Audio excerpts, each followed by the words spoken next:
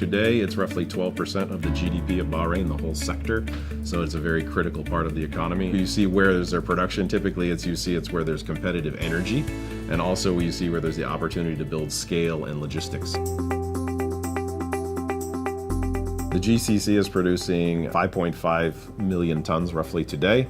Okay, line 6 a lot over 500,000, so that'll bring it up to roughly 6 million. The world is consuming over 60 million tons, so that's roughly 10% of the world output. China consumes 35 of the 60, so if you exclude China, the GCC is 6 million of the 25 million. So outside of China, we're roughly 20% of the world production. So if you look at the production footprint in the world, actually the GCC is the biggest market outside of China.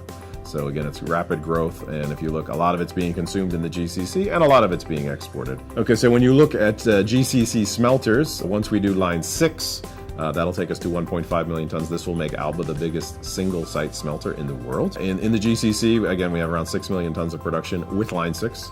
So EGA, which is EMAL and Dubal, so this is Emirates Global Aluminium, is about 2.5. EMAL is 1.3. The Dubal is about 1.2. In Saudi Arabia, we have Ma'aden, which is roughly 750,000 tons. In Qatar, we have Qatalum, which is 640,000 tons. And in Sahar and Oman, we have about 380,000 tons. Line 6 was approved in June of 2015. Again, it's in terms of CapEx, it's $3 billion. $2.1 billion is for the smelter, and then we have $900 million for the power station and the power distribution system. So it's a very big project. We are putting in an 1,800 megawatt power station, so we are self-generation. This is a big leapfrog for us in terms of efficiency. We're putting in H-class turbines, which are the biggest turbines in the world now. These will be the first H-class in the MENA region, not just in Bahrain. So this will give us an advantage on energy and energy consumption, which we need as energy prices continue to rise. Today, we are selling approximately 50% of our production downstream. With line 6, the target is a similar number, so about 250,000 tons.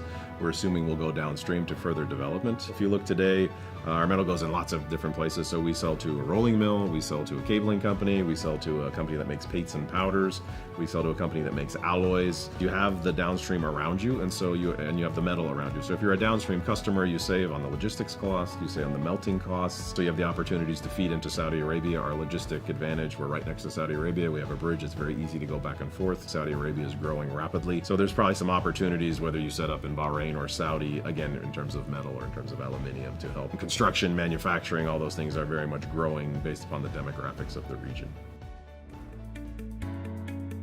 Safety has a direct impact on the bottom line. If your employees feel safe, they are more productive. You have to have an educated workforce. We are competing globally. This is a global business. We have to be educated. We're selling into global markets. It's not like it's just a local regional market.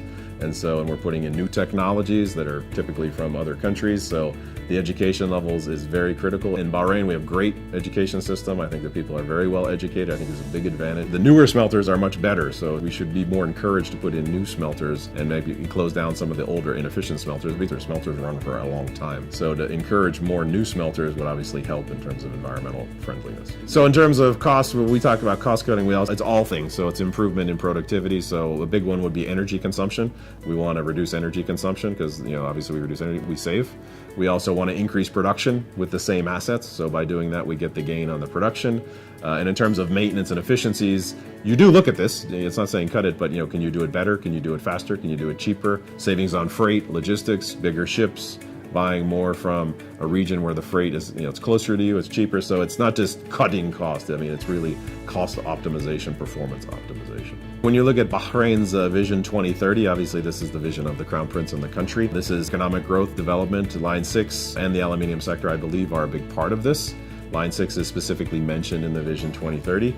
Again, we're 12% of the GDP of the country and growing, and I think they want to have a steady manufacturing base. Of course, services and technology, all those things are probably more sexy, but if you look at industrials, we employ a lot of people. People also want manufacturing jobs because typically the ripple is 4 to 1 on manufacturing. So if you have a steel plant or aluminium plant manufacturing around you, you have another 4 jobs with it. So this is a big ripple effect. So this is why everybody wants manufacturing jobs, and you see in the US there's this big push to bring back manufacturing jobs. I think the outlook is generally good for metals, and if you look at the world, economies are good. The US is growing. I think the rest of the world is the GDP is pretty good, and when GDP is good, people are consuming.